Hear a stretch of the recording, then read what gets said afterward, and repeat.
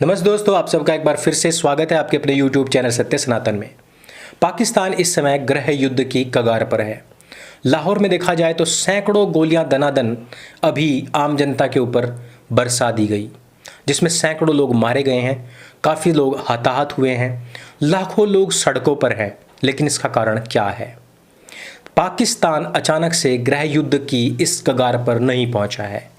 वैसे तो पाकिस्तान का बंटवारा ही जब से हुआ था तब से वो आग के गोले पर ही बैठा हुआ है, ज्वालामुखी पर है। लेकिन ये आग धीरे धीरे सुलग कर कई बार फूट भी चुकी है, लेकिन एक बार फिर से बड़े गृह युद्ध के आसार हमें यहाँ पर दिख रहे हैं। भारत में भी रह रहकर काफ़ी आवाज़ें उठ रही हैं यति स्वामी नरसिम्हानंद सरस्वती और जितने भी राष्ट्रवादी लोग हैं उनकी गर्दनें काटने के लिए। इन दोनों चीज़ों में भारत और पाकिस्तान में बहुत बड़ी समानता है। जो पाकिस्तान में आज देख रहे हैं आप, भारत में आने वाले 1-2 वर्षों में यह सब चीज़ें होंगी और इसकी तैयारियां 2019 से ही चल रही हैं। जब से CAA कानून आया है, जी हाँ, तभी से ही पाकिस्तान से सीखकर ही भारतवर्ष में लब्बैक लब्बैक के नारे लग रहे हैं। पाकिस्तान से सीखकर ही सड़कें जाम हो रही हैं। पाकिस्तान से सीखकर ही यहाँ के संविधान को दरकिनार कर यहाँ सीधे ही शरिया के हिसाब से, जी हाँ, शरिया कानून जो कि एक इस्लामिक कानून है, उसके हिसाब से लोगों की गर्दनें काटने, उनकी जुबान काटने की बातें हो रही हैं। पाकिस्तान में आज ये गृह युद्ध क्यों हो रहा है? इसके पीछे जाने के लिए हमें थोड़ा सा समझना पड़ेगा उस समय से जब फ्रांस में मोहम्मद पैगंबर का कार्टून बना था। पाकिस्तान में एक पार्टी है तहरीक लब्बैक पाकिस्तान, जिसका लीडर है मौलाना साद रिजवी। जी हाँ, साद नाम की मवाद न केवल भारत में बल्कि पाकिस्तान में भी बदस्तूर इसी प्रकार से फैल रही है। मौलाना साद ने फरवरी 2021 तक इमरान खान को अल्टीमेटम दिया था कि फ्रांस के सभी प्रोडक्ट्स पाकिस्तान में बैन कर दिए जाएं और फ्रांस के जितने भी राजदूत हैं, राजनयिक हैं, उनको वापस भेज दिया जाए। लेकिन पाकिस्तान की सरकार ने ऐसा नहीं किया। तहरीक लब्बैक ने इस बार ये कहा कि 20 अप्रैल से वो बहुत बड़ा हुजूम इकट्ठा करके सरकार के खिलाफ आंदोलन करने वाली है।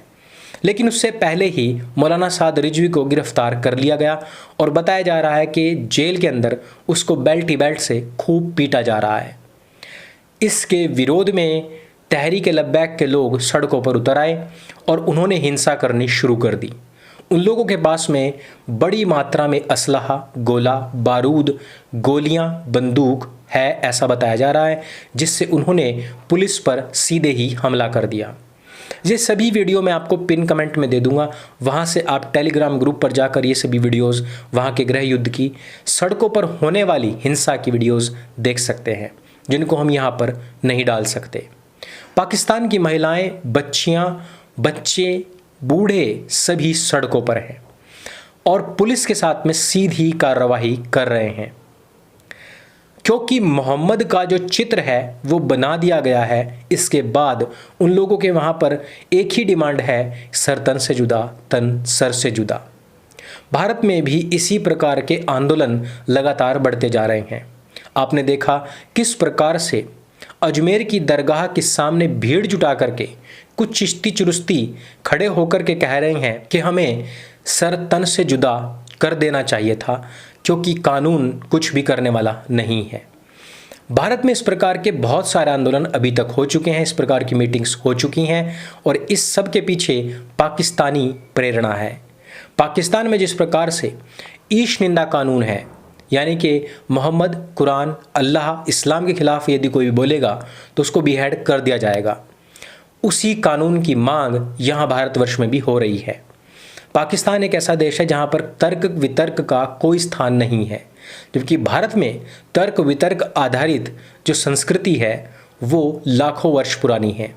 लेकिन मुसलमान ये चाहते हैं कि वो हिंदुओं के देवी देवताओं को तो भले ही कितनी भी गालियाँ दें, उनका हिसाब किताब संविधान के हिसाब से होना चाहिए, लेकिन मुसलमानों पर यदि कोई भी किसी भी प्रकार का सवाल उठाएगा तो उसको पूरी तरीके से बिहेड कर देना चाहिए।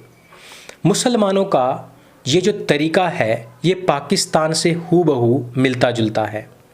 आपने देखा कि जो लब्बैक के नारे पाकिस्तान में लग रहे थे वही भारत में लग रहे हैं। जिस प्रकार से वहाँ पर भीड़ जुटा करके सड़क जाम कर दी गई वही भारत में भी हो रही है। जिस प्रकार से मस्जिदों के सामने भीड़ जुटाई जा रही है वही भारत में भी हो रहा है। जिस प्रकार सरकार को इसके लिए जिम्मेदार बताया जा रहा है, कानून को इसके लिए नाकाफ़ी बताया जा रहा है, वही भारतवर्ष में भी हो रहा है। और जिस प्रकार वहाँ पर सीधे ही इनाम की घोषणा हो रही थी वही भारत में भी हो रही है। अब सीधी कार्रवाई होने का समय आने ही वाला है। हिंदू इसके लिए जितनी देर तक आंखें बंद करके रखेगा उतना ही वो घाटे में जाएगा। मुसलमानों की तैयारी पूरी है, इस बात को समझ लीजिए। गृह युद्ध की तैयारी में झोंकने के लिए इस देश को मस्जिदों और मदरसों ने अपने लोगों को खूब तैयार कर रखा है। यहाँ पर तर्क वितर्क की बात नहीं होगी, सीधे ही या तो गर्दनें नापने की बात होगी और या फिर सीधे ही आग में कूदने की बात होगी, क्योंकि तर्क वितर्क के आधार पर वो लोग पहले ही कई देशों से हार चुके हैं, क्योंकि वो देश उनको बैन कर चुके हैं। इस्लाम का नाम केवल और केवल वही लोग बदनाम कर रहे हैं जो लोग सवाल उठा रहे हैं। मोहम्मद और इस्लाम के नाम पर आतंकवादी संगठनों की भरमार है, लेकिन इनसे शायद इस्लाम का नाम रोशन होता है। इस्लाम के नाम पर अभी तक लाखों लोगों को मौत के घाट उतारा जा चुका है, लेकिन क्या कभी आपने किसी मौलवी के मुंह से उन लोगों के खिलाफ कोई फतवा सुना हो, कोई इनाम सुना हो, कोई FIR सुनी हो, इस प्रकार के लब्बैक के नारे सुने हो? जी नहीं, कभी नहीं।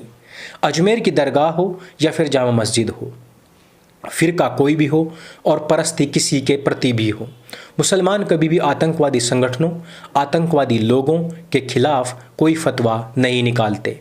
और उसकी वजह यह है क्योंकि वो लोग काफिरों को, मुशरिकों को मारते हैं, जिससे कि इस्लाम का नाम रोशन होता है। जिन लोगों ने अभी तक हमारे खिलाफ फतवा निकाला है, कभी आपने उनको अब से पहले देखा, सुना? भारत में कितने सारे मुसलमान आतंकवादी हुए हैं, उनके खिलाफ आपने कभी कोई फतवा, कोई इनाम, कोई FIR, कोई लब्बैक का नारा या फिर कहीं पर कोई भीड़ जुटती हुई देखी है? किसी आतंकवादी को कहा कि वो आग में कूदे? किसी आतंकवादी को कहा कि वो शास्त्रार्थ करे? नहीं, क्योंकि आतंकवाद की जो जड़ है वह किताब वही है जिस किताब की रक्षा के लिए ये लोग अपनी जानों की बाजी लगा रहे हैं। उस किताब की रक्षा के लिए ही आतंकवादी संगठन, आतंकवादी लोग फंडिंग करते हैं, लोगों की जानें लेते हैं, फिदायीन हमले करते हैं और लोगों को मार देते हैं। उसी किताब की रक्षा के लिए, जिस किताब की रक्षा के लिए ये मौलवी टीवी पर, चैनलों पर, अखबारों में, सोशल मीडिया पर आकर के बात करते हैं। ये इस्लाम का दोगलापन नहीं, बल्कि ये इस्लाम का शिष्टाचार है। ये इस्लाम के लोगों का डबल स्टैंडर्ड नहीं, बल्कि ये इस्लाम की असलियत है। यही उसका वास्तविक चेहरा और रवैया है। आतंकवादी इस्लाम को मजबूत करते हैं, इसी वजह से कोई मौलाना उनके खिलाफ नहीं बोलता है। पाकिस्तान में जब भी जो कुछ होता है, आने वाले समय में भारत में वो ही कुछ हो रहा होता है, क्योंकि पाकिस्तान से प्रेरणा लेकर ही यहाँ पर पाकिस्तान के जो बैठे हुए एजेंट हैं वो काम करते हैं। इस वीडियो में सिर्फ इतना ही। इस वीडियो का मकसद आप लोगों को बहुत सारी बातें समझाना था जो मैं समझा पाया हूँ। अगर आपके दिल तक ये बात पहुँचे तो इसको सबके साथ में शेयर अवश्य करें। पाकिस्तान में जो हिंसा फ़िलहाल हो रही है उसके कुछ रूप आप भारत में देख चुके हैं और कुछ देखने बाकी हैं। इस्लाम का कॉन्सेप्ट क्लियर है, लेकिन हमारे देश की सरकार, पुलिस, यहाँ तक कि आम जनता का कोई कॉन्सेप्ट क्लियर है ही नहीं।